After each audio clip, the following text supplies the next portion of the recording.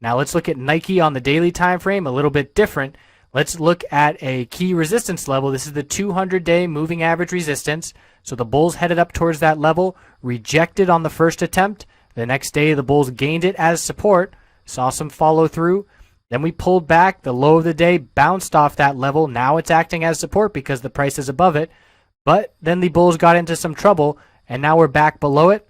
And now it is rejecting again from resistance time and time again. So here was an example where we had a back test, and although it held originally on that day, you can see the lower wick was pretty small. We closed near the low of the day, indicating that the bears still had some strength, and it did not hold the back test the next day, and it became right back as resistance.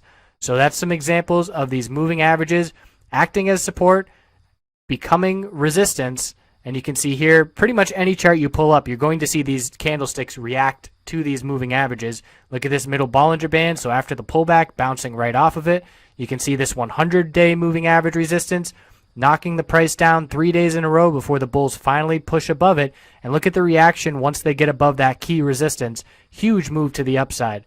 So anytime a resistance level acts as resistance for a long period of time, once it becomes support, that is a very bullish development, as we saw here Twitter on the longer term downtrend.